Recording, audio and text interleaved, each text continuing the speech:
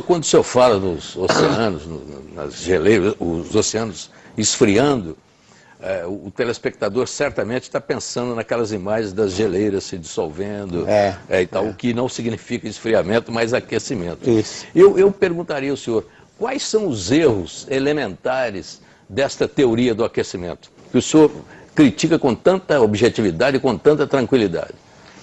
Começa com a base fundamental, que é o tal chamado efeito estufa. Né? Teoricamente, o efeito estufa intensificado seria provocado pelo aumento de CO2 que sairia dos combustíveis fósseis.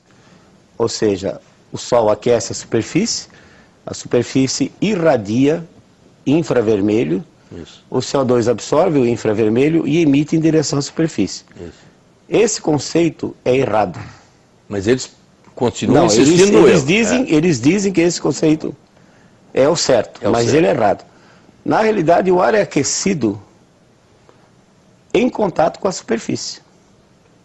A superfície aquece e, por contato com a superfície, o ar aquece. Ele vai se aquecendo, que apesar de as pessoas não terem a noção, mas ar é matéria e tem peso. Um metro cúbico de ar, próximo da superfície, pesa aproximadamente 1,3 quilos, 1,3 kg aproximadamente. Então esse ar é pesado. Enquanto ele não se aquece e não adquire flutuabilidade, ele permanece próximo da superfície e faz com que a temperatura próxima da superfície fique elevada. Então é o mesmo princípio do balão de ar quente, do balão de São João. O balão, quando está com a tocha apagada, ele tem um peso, não sai do chão. Eu acendo a tocha, o fogo vai aquecendo o ar vai ficando menos denso, o balão aumenta em volume, adquire flutuabilidade e sobe. É a mesma coisa. Esse é o princípio básico. O ar fica próximo da superfície, porque a ação da gravidade puxa ele para baixo. O ar se desloca para cima, que nós chamamos de convecção, né? Subida de ar, se desloca depois que ele é aquecido e depois que ele adquire flutuabilidade. Então o efeito radiativo do gás carbônico absorvendo a radiação infravermelha e reemitindo é muito pequeno, é imensurável, não dá para medir com as técnicas que nós temos hoje.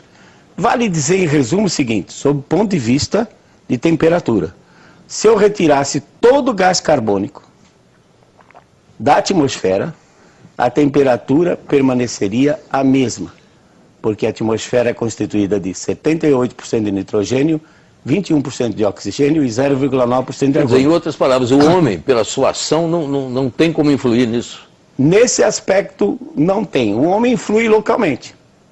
Daí o fato, por exemplo, as pessoas acham que o clima está mais quente agora. Por quê? Nos centros urbanos. 90% vive nas cidades.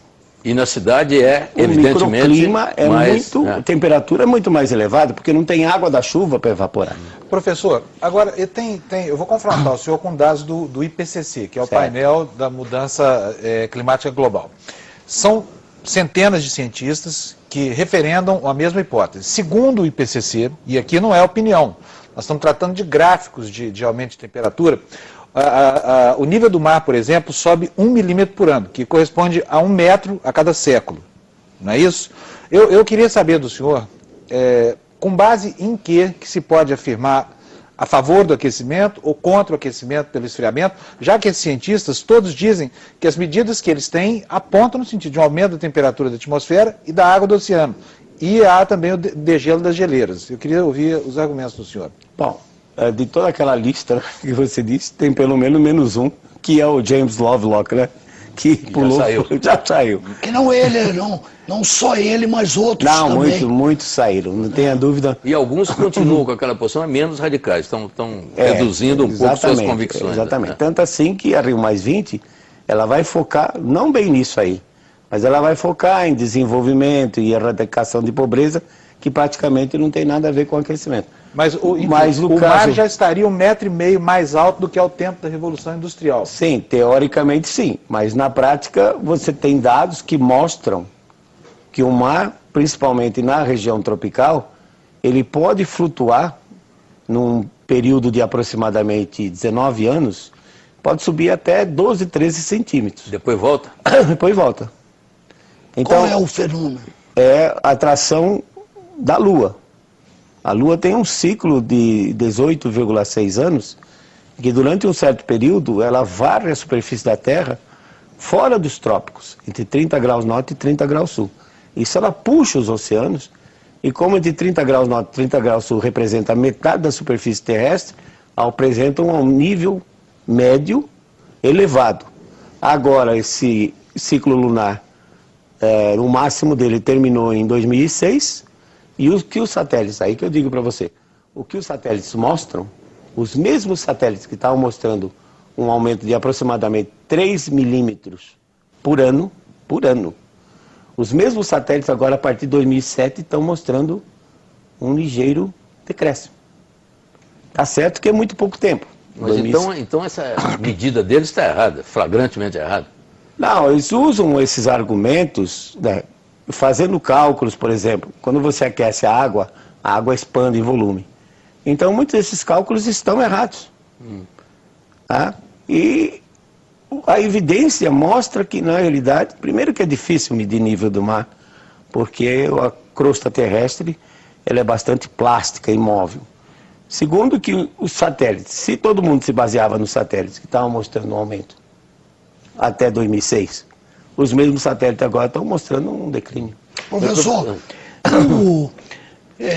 o que levou os cientistas como o James Lovelock e outros, que o senhor não citou o nome ainda, a fazer uma revisão das suas teses que alertavam o mundo para uma tragédia com o aquecimento solar, e agora consideram que cometeram um erro e estão se penitenciando desse erro?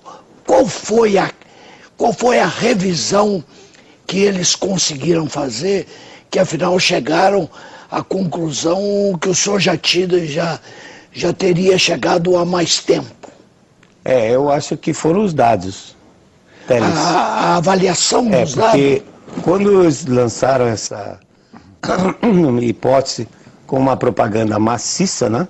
Mas então eles foram muito pouco científicos. Eu acho que aí estava ligado principalmente a interesses econômicos. Eles estariam a serviço realmente de grandes empresas que teriam interesse em projetar para o mundo uma catástrofe. Possivelmente até de países, não só de empresas, né? Em que isso beneficiaria empresas e países? O problema crucial é a energia.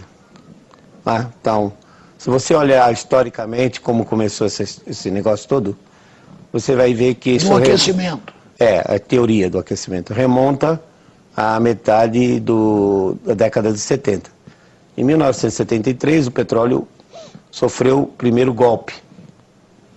O barril passou de 4 dólares para 10, 12 dólares em 1973.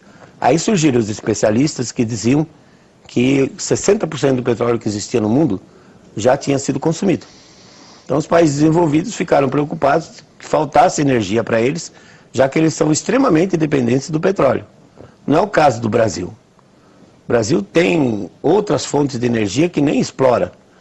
Além de hidrelétricas, tem, por exemplo, óleo vegetal de palmáceas como Muriti, como Macaúba, que poderiam ser explorados, que são grandes extensões nativas. Mas eles não têm de onde tirar.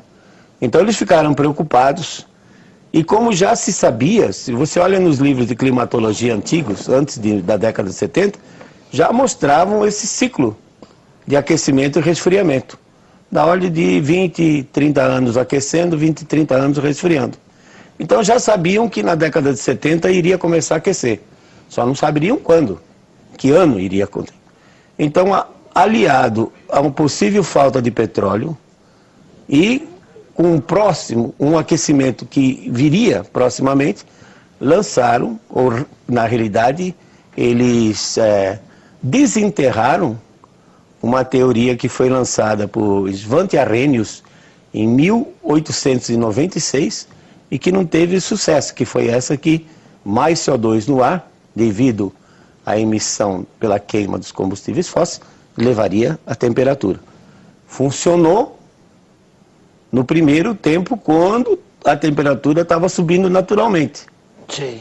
Mas depois, agora, a partir de 99, quando a temperatura começou a decrescer, aí o CO2 continua subindo e a temperatura está diminuindo ou está até estável. Então, muitos dos cientistas que, francamente, por alguma razão, muitas vezes, por interesse mesmo em ter seus projetos aprovados, estavam a favor, agora estão começando a revisar e estão vendo que o CO2 não influencia no clima global. Toda a campanha do Al Gore, por exemplo, aquela campanha mundial que ele fez, com todos os seus seguidores, todas aquelas ONGs, todos aqueles encontros em todas as capitais do mundo, estavam todos rumando para uma meta errada.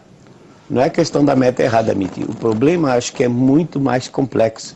Foi dito na introdução do programa que o que vai ser discutido na Rio+20 é uma governança mundial.